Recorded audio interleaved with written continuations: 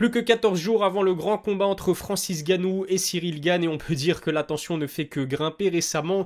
Fernand Lopez, le coach du Français, a accordé une interview à MMA Junkie. Comme à son habitude, il n'a pas fait preuve de langue de bois pour évoquer son différend avec le champion actuel de la catégorie des poids lourds. Une chose est sûre, ce combat sera avant tout une guerre psychologique.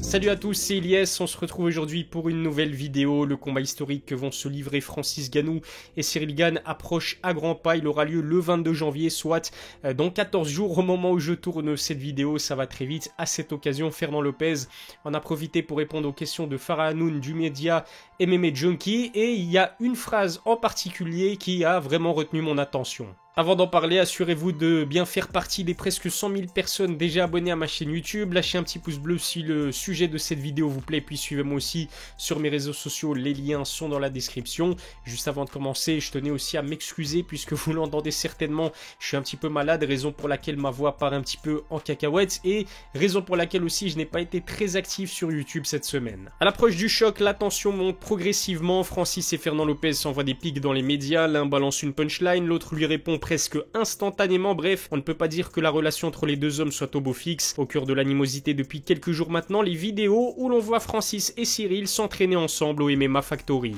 Le champion des poids lourds a accusé le MMA Factory de mettre Cyril trop en avant avec ses vidéos, et le moins que l'on puisse dire, c'est que la réponse de Fernand Lopez en vaut le détour. Selon lui, Cyril Gane aurait mis Francis Ngannou dans tous ses états après lui avoir asséné un coup de genou au foie lors d'une séance. Le Camerounais n'aurait été plus en mesure de poursuivre le sparring.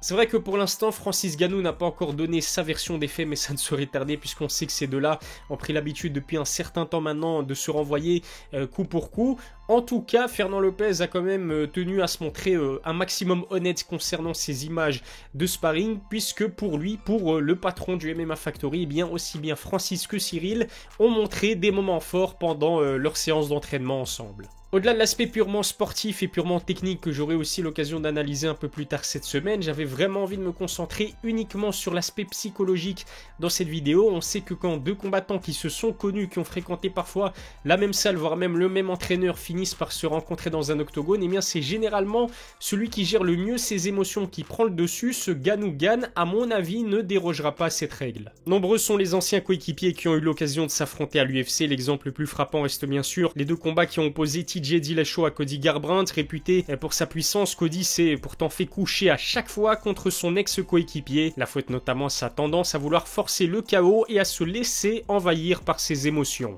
C'est exactement ce qui a fait défaut à Francis Ngannou sur certains combats opposés à Stipe Miocic pour la première fois en 2018. Le Camerounais n'a apparemment pas respecté le game plan de son coach à l'époque, Fernand Lopez. À force de trop chercher le chaos, il a fini par se fatiguer et s'incliner sur décision unanime. Le combat suivant contre Derrick Lewis en est encore une preuve, mais pas pour les mêmes raisons. Conscient d'avoir été trop impulsif et contre Stipe, Francis a essayé cette fois-ci de gérer ses efforts. Résultat, cela a donné lieu à l'un des combats les plus soporifiques de l'histoire de l'UFC. Sa peur de se fatiguer l'a complètement tétanisé, ce qui a donné seulement 31 coups lancés au total dans une affiche entre les deux plus gros punchers de l'organisation. Heureusement pour les nombreux fans du Camerounais, eh bien Francis a depuis largement progressé. Il l'a montré lors de son rematch contre Stipe Miocic où on l'a vu beaucoup plus patient, beaucoup plus discipliné aussi. Ça ne l'a pas empêché de se montrer dangereux dès qu'il le fallait. Bref, Francis Ngannou a non seulement évolué d'un point de vue mental, mais il a aussi montré qu'il avait certaines qualités en lutte. Ce n'est pas un secret, Fernand Lopez connaît très bien Francis Ngannou, c'est lui qui est responsable de son explosion au très haut niveau. C'est la raison pour laquelle je pense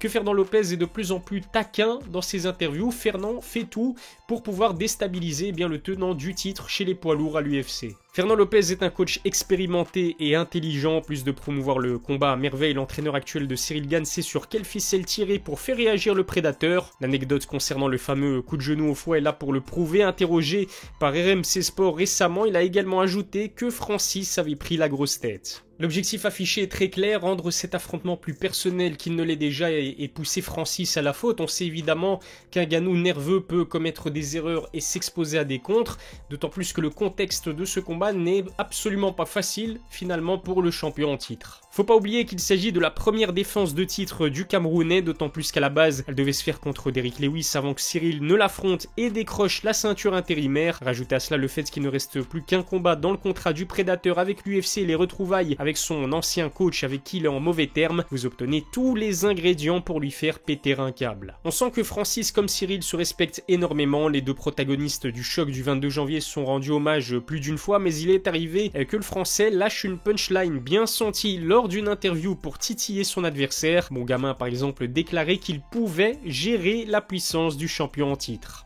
Il n'en fallait pas plus pour que Francis Ngannou sorte les crocs sur sa chaîne YouTube. Le Prédateur a confié vouloir éteindre la hype de son prochain adversaire. On peut donc s'attendre à un combat explosif dans 2 semaines. Il s'agit à coup sûr de l'affiche la plus importante de l'histoire des poids lourds à l'UFC. J'ai vraiment hâte aussi d'assister avant le combat à la conférence de presse entre les deux hommes, puisqu'il y a énormément de choses qui se sont dites depuis l'officialisation du combat. On peut en tout cas remercier Francis Ngannou et Fernand Lopez d'avoir promu cette affiche comme ils le pouvaient. Leur trash talk et leur rancune va certainement contribuer à vendre énormément de pay-per-view. De son côté, je me demande comment le très calme Cyril Gane va gérer ses retrouvailles avec Francis Ngannou, l'ovni de la catégorie en tout cas, et toutes les armes nécessaires pour faire déjouer la puissance du champion en titre. Reste à savoir comment il va s'y prendre pour gérer la pression énorme de ce clash historique. Sauf erreur de ma part, j'ai même cru comprendre que le Français travaillait avec un préparateur mental. Voilà en tout cas ce que je pouvais dire sur l'aspect purement psychologique de ce combat qui aura lieu, je le rappelle, le 22 janvier dans la nuit